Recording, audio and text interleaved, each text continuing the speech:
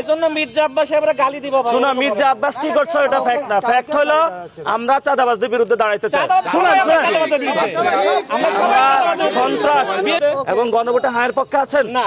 কেন নাই? হ্যাঁ, আমরা চাই পরিবর্তনটা যেটা সংবিধান আমার থাকে না, আপনি কেন দেবেন ভাই? হ্যাঁ, সংবিধান থাকবে, সংবিধানও থাকবে।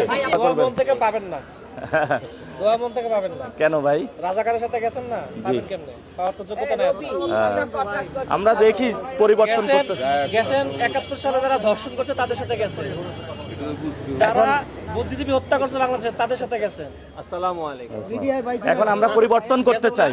ওই যে জামাতের 2 লক্ষ কোটি টাকা আওয়ামী লীগের সাথে থেকে লুঙ্গিত থেকে চুরি করছে তাদের সাথে গেছে।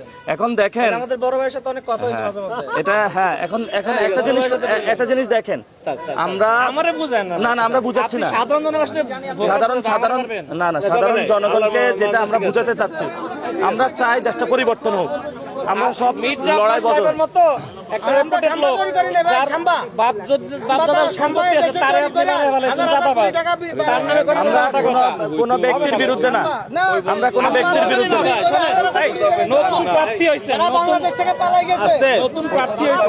জি ভাই তুমি বয়স ছোট ভাই, জি জি, এই এলাকার লোকদের সাথে মিশবা, চলবা, ঘুরবা, এই জন্য আসছি, এই জন্য হলো এই জন্য মির্জা আব্বাস সাহেবরা গালি দিব। শোনো, মির্জা আব্বাস কি করছে এটা ফ্যাক্ট না। ফ্যাক্ট হলো আমরা চাঁদাবাজদের বিরুদ্ধে দাঁড়াইতে চাই। শুনুন, আমরা সন্ত্রাস বিএনপির কে চাঁদাবাজ করে তারে বহিষ্কার করছে। আমরা বিএনপির কে আব্বাসকে এটা আমাদের বিষয় না। বিষয় হলো আমরা চাঁদাবাজ, সন্ত্রাস, দুর্নীতি। আপনি এটা রাজি আছেন? আমরা এর সাথে একমত। দাঁড়ান দাঁড়ান, একজন কথা বলেন। আপনি সন্ত্রাসের বিরুদ্ধে আছেন, সন্ত্রাসের বিরুদ্ধে, দুর্নীতির বিরুদ্ধে, চাঁদাবাজির বিরুদ্ধে এবং গণভোটে হায়ের পক্ষে আছেন না। কেন নাই?